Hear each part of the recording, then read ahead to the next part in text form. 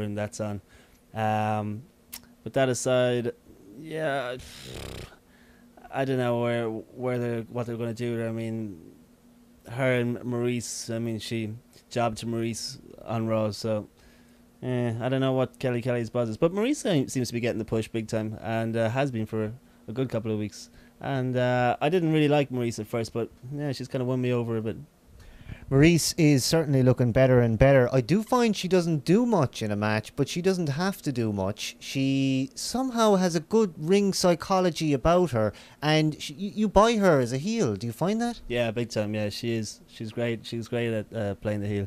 The only other one that kind of comes to mind is that impresses in the same kind of ways as Alicia Fox. And but again, the women's division it's a bit.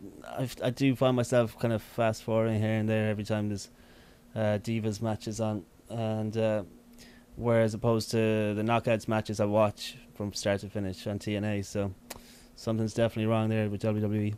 Something definitely wrong in the Divas division in WWE. At least somebody in the form of Maurice is getting somewhat of a push, and we're all wondering what that Diva match is going to be going into Wrestlemania 26. At the moment, it looks like uncertain territory for WWE. Now, we had that old school Shawn Michael entrance with spotlights on the mat. Fabulous to see. The World Heavyweight Champion Jericho was involved here. A really high quality match here. These guys can do it every single time. It doesn't matter if it's a TV taping or a pay-per-view. Jericho and Michaels always delivering. Yeah, true pros. And still, Jericho I think is the best in the biz at the moment. But Michael's not far behind. And I think yeah, like that WrestleMania match, was WrestleMania 19 rematch. Was it 19? I think so. 19, yeah. It was a great match. I remember it as clear as day, and I thought that stole a card back in the day, which is probably a good 6-7 years ago. But yeah, you can put them in anything and they'll deliver. And I thought all those, for the most part, WrestleMania rematches on Raw were really great, and kept the show entertaining, definitely. At that point in the match, Spear ran in and he attacked Jericho after Jericho tried to run away, which pretty much ended that match. And what more could be said at that point? We had Edge in there, and Edge certainly trying to drive home the point to Jericho that he's going to beat him with that spear at WrestleMania.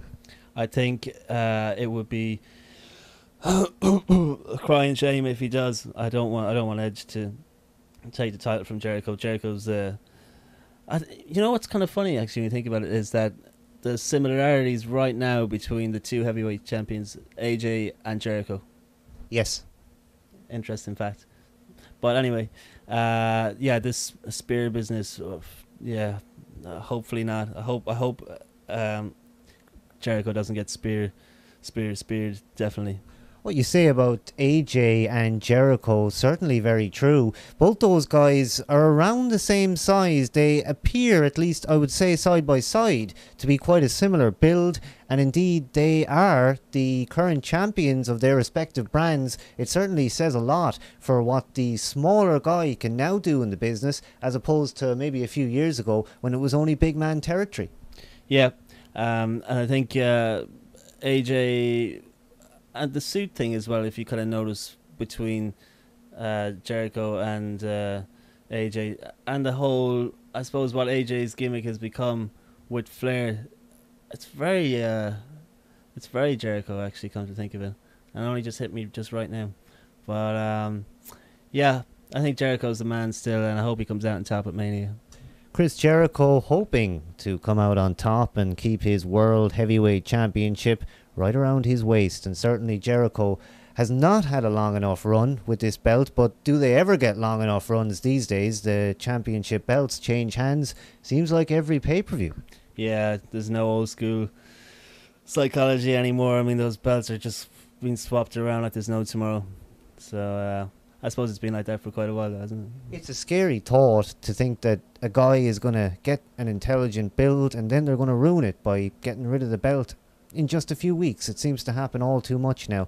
But certainly Chris Jericho will probably, in my opinion, and I'm going to go out on a limb here, lose. And I'll tell you why I think that's going to happen.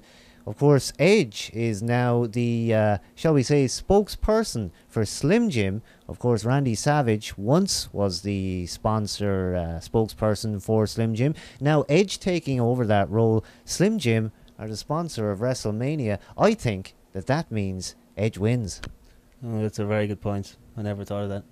Almost spoiler territory, but then we don't know. We're not the bookers or writers, so it's not set in stone yet.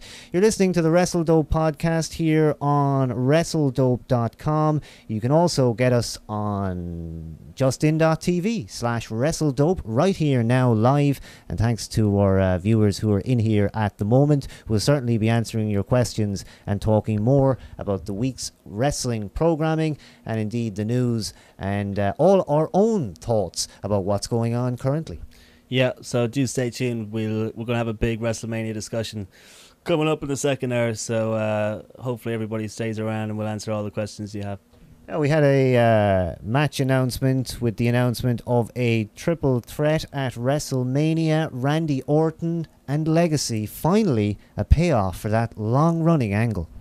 It is a payoff for it, but I feel sorry for Orton in this situation. I mean, I'm even kind of thinking that he probably kind of feels sorry for himself because that's going to be way down the card. And I just don't know why Orton's not involved in the bigger picture, especially the kind of star rating he has and just what his character's developed into over the last couple of years.